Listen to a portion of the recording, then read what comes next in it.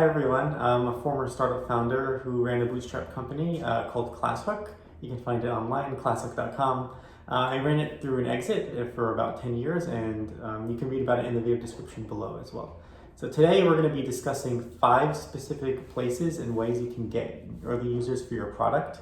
It's not easy starting out and getting your first users and first customers, so wanted to shed some light on that. So it depends on what product you're offering, but you usually go to your friends, the people that you already know who can help you either reach people that you want to reach. So for ClassHook, as for example, we reach teachers. And so chances are I knew a teacher or I had friends who knew a teacher. So I would go to them and say, hey, if you're a teacher, can I talk to you about what we're trying to do? And do you have anyone you know that is a teacher that I can reach out to? So don't hesitate to use those very close connections that you have at the beginning. That's the easiest way to reach people. Mm-hmm. And do you have any challenge during the process doing this? Like maybe I can imagine some friends will say, oh no, I don't know anyone, and they just they just stop the conversation. And how do you keep the conversation open? Yeah, I guess the thing is, work with the willing, find the people who are most willing to help you at the beginning. Don't spend time trying to push and get someone to introduce you if they seem they're not willing to. So just work with the willing. Let's just say you're thinking with the same education example, you're looking for teachers. Find your closest connections on LinkedIn and reach out to them through DM or whatever. If you have another contact mode for them like phone, reach out to them, right? And don't hesitate to reach out. I know reaching out can be uncomfortable for people, especially new people starting a product. I know that was, for me, I was very uncomfortable reaching out to people cold, but you're not bothering them. Just send them a message and see what they respond with, right? If they don't want to talk to you, that's okay. You just talk, again, work with the willing. So find people on LinkedIn, use keywords to search for people in that title or in that industry or in that role that you're searching for. At the beginning, you're not necessarily going to know exactly who you want to reach. If you do, that's great, all the props to you, but you might have a sense of who the type of person you want to reach is. So just search and find the people you think you have a high hypothesis on is the best person to reach, and then just talk to them. And then after you're able to talk to them, you'll find they are the right person or they may not be the right person. Same with email. You could use AI tools to find people in those titles and find their email addresses and reach out to them. I would not recommend in the early days using AI to automate your outreach because you don't even know those people. Second, you don't know what messaging will resonate with them. And third, you getting the personal touch and just being very honest, I just want to pick your brain about something. I'm working on a cool idea. You shouldn't need AI to write just a couple sentences like that because that personal touch coming from someone who's really interested in starting some new product is going to get people's attention. I have a question about LinkedIn outreach. So, what do you have any standard message that you usually use to reach out to people? Sometimes I will, hesitant on if I should say this, I should say that, and then sometimes I talk too much or too short. It's not really target to the right point. So I'm curious about how do you write your message? Yeah, that's a great point. 1, keep it very short. 2 is make it personal and say, hey, I'm someone, I'm working on some new idea. I thought that you might be interested in learning about it. Or you're an expert and I want to get your expertise on this. Just asking for advice very honestly and openly works because people want to help, and especially if they're an expert, people like to help other people. So you're saying most of the time when you reach out to people to ask for the help, people usually say yes, right? They usually say yes if they respond, yeah. In the early days of ClassHook, I got a lot of teachers who would just say, oh, this sounds interesting, I'm happy to help. Mm-hmm. Yeah. And how much time do you usually spend on sourcing people on LinkedIn? Oh yeah, so that's a great point. You're gonna have to spend a lot of time doing outreach. It's a grind, but it's a necessary grind. And so I used to type in teacher on LinkedIn and then go through pages and pages of teachers and just connect with them. Mm-hmm. If I knew someone who's connected to that teacher, I would ask, hey, can you give me an introduction to this person? If they don't know them, then you just reach out on your own. If they do know them, then you wait for that connection to come in. But I would do, it's up to you, but I would do a session of my goal is to get 50 connections or 50 messages out to people, a day. Per day. Mm. Yeah. And you probably need 10 to 20 conversations to have a good signal if this is really something that could work. But you've got to do it. It's part of the process. No one knows you in the early days. You've just got to get your name out there.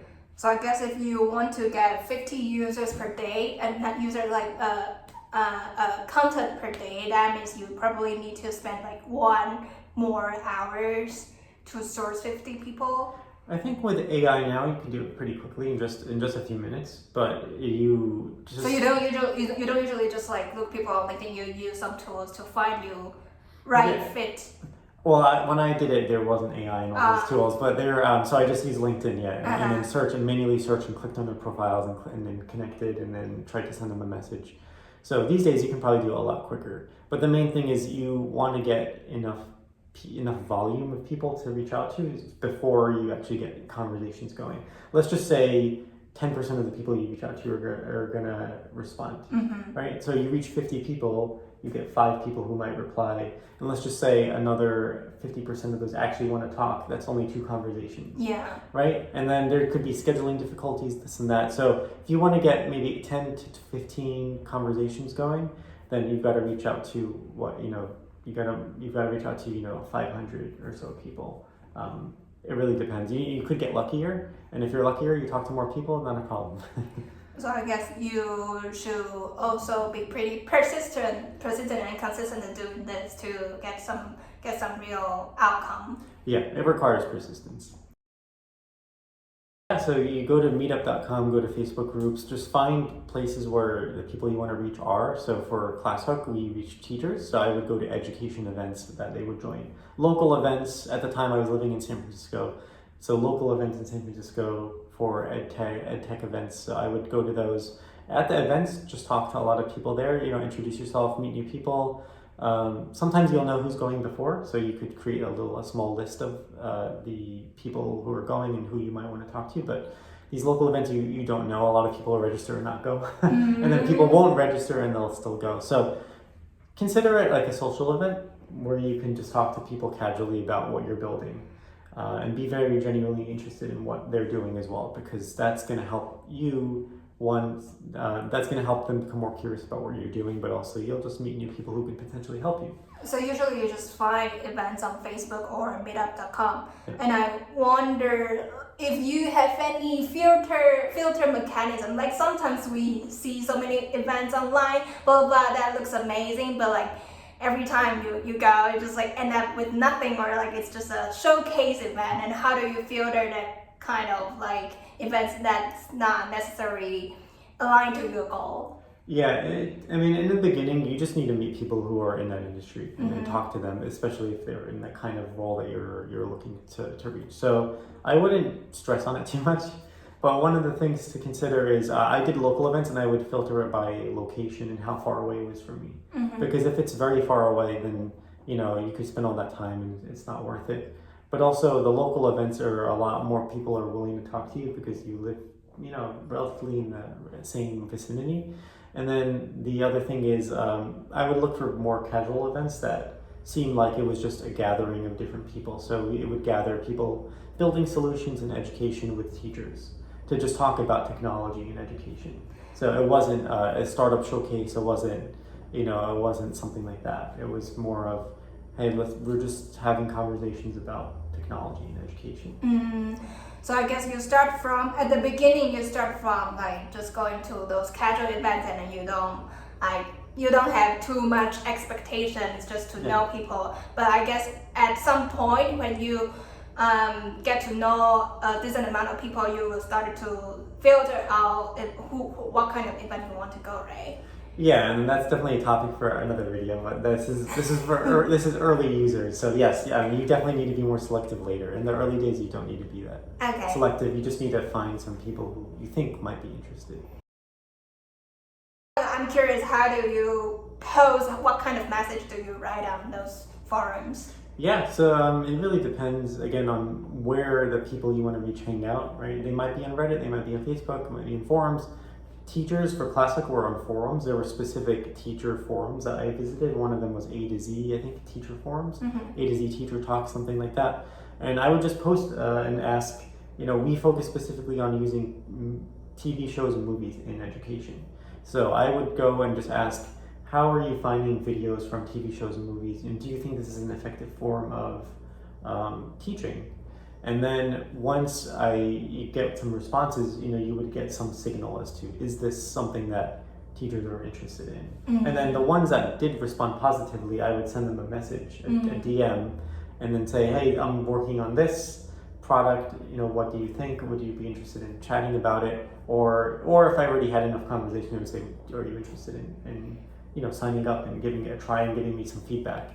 And you have to approach it from the feedback angle, because people don't like to be sold to, right? Especially on like a community like that. And then you also don't want to burn a bridge with the community and just say, hey, go buy my product, go use my product. No one's gonna like interacting with you after that. So you just want to get feedback. So asking feedback is a key on those forums. Yeah, and Reddit and Facebook groups are more tricky because they have more restrictions as to what you can post and promotion, this and that. So you just got to be careful. But what you can do on those groups is just be very helpful in a comment, post something that's going to be relevant to others. Like, for example, I would look at Facebook posts that were asking about movies and TV content. I would give them some pointers saying, this show or this movie can teach about this topic that you're interested in. And then if you do want to find more of those, just go to classic.com. So I would still link to it, but it's more of, you're giving the advice and the help, and then you're giving them your website, your service as an extra support. And then I'm curious about like how many comments or feedback did you receive when you post those posts on these forums? Is it like because I know sometimes I go to Reddit sometimes and I saw people ask something, but nobody reply, or like just few replies. You might get some of that. That's just the nature of doing it, right? Some things are going to work, some things are not going to work. On the teacher forums, I got the most responses actually, because that was just where teachers were hanging out. It was a trusted community. The Facebook groups, I didn't use Reddit in the early days. Teachers weren't as much on Reddit, but Facebook groups, they were a lot more restricted, and it's hard to get into those if you're not a teacher. So I didn't do those much in the early days, but later I did start to do a little of that. But the teacher forums were the best by far. So finding the right channel, the right group is also important. Yeah, exactly. I mean, that's something you'll discover as you're going through this process, is finding out where the people hang out. You just got to go to where they are. You don't just apply general strategies. But again, you're in the early days, so anywhere you can find some users is good, but you do want to prioritize the best places.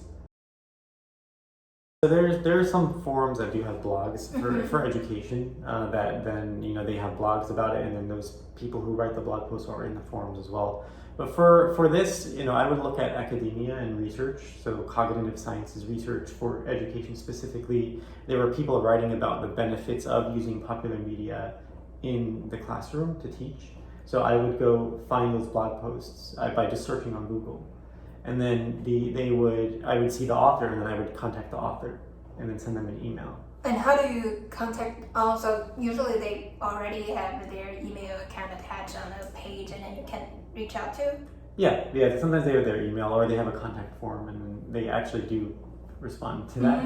Authors, at least in academia, usually will.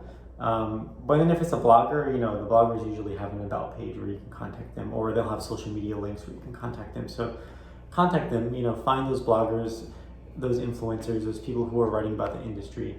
And it could be, it could even be a professional, as I said, in academia, it can be a professor. And those people are not usually thinking with a commercial sense, right? They're thinking about, this topic, and this is just a very interesting topic to them.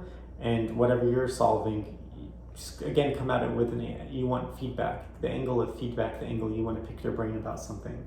How can you get, is there any weight behind what you're building? And you want to just talk to them about whatever the topic is, right? But again, personalize the email. I would mention the specific blog post or the specific article that I read from whoever wrote it. And you're going to take a little bit of time to do this, but you get early signal quickly. That's the best case, right? You leverage this in conjunction with all the other methods of getting early users. They're kind of in order. So first is friends and family, the people closest, the easiest people you can reach, go to them. Cold outreach I would do second. just reach out to a bunch of people because you're going to have some lag time between when you reach out and when you get them. And then events. So the top two, I would say, were actually, of the first three. So friends, family, and acquaintances, cold outreach, and then local events. For example, say there's an event tonight, you can just go tonight and start talking to some potential early users, like without waiting for email and this and that, So I would try to do events as much as you can, and then do cold outreach as well, because again, it's a volume thing. You're going to reach a lot of people, and then a lot of people probably aren't going to respond, but then you get some people who are going to respond. So I would start with those ones. The communities do take some time, but they also work. So I would start with a few, like the first three, again, friends, family, and acquaintances, reach out to them, cold outreach, and then local events, because those are proven. Those are proven to work. Communities work.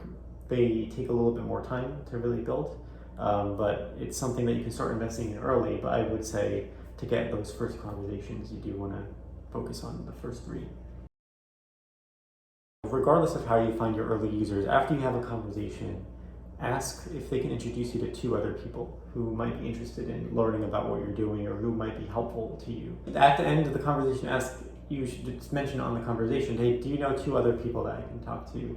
And usually they'll say, yes, they do, but they can't remember them right now. They can't think of them right now. Or actually, in a lot of cases, though, they did know at least one other person, and they gave me that person's name. They didn't have their information for me ready at the time, but they had that person's name. So then you send them a follow-up email, or send them a follow-up and say, hey, you mentioned you can connect me with this person, or these two other people, can you please send them my way when you have a chance? However the wording is, because they've agreed verbally to give you that on the conversation, and so it's not gonna look good for them if they agree verbally on the call and then they just ignore your request later. So that's why it's important to mention it on the call to get those users to talk to them and get those intros. I take notes of every conversation and I put it in my notes. If they mention the person's name, I don't know how to spell it, I'll ask how do you spell it. Just write down the name, take good notes, and make sure you log all the people who they can introduce you to, because those are valuable users and those are easy ways to get conversations going and get early users. And I'm saying conversations a lot because you probably want to talk to those early users to just walk them through how you're thinking about it, and they're going to give you valuable feedback. And if they do actually find what you're doing valuable, then they're going to become users themselves, right? But if you just say, hey, go use my service, they're not going to have that personal connection to you as a founder, as the creator, and they might use it. You might get a good number of users, but this is very, very early days. You just really want to get feedback on what you're building, because you could have had a lot of assumptions building whatever it is. So it could be an idea, right? It could be a product. Your product is built, it's MVP. There are a lot of different scenarios, but I've found always talking to users in the early days is the best way to get good signal that you're building something right, or you're building the right thing for the right people.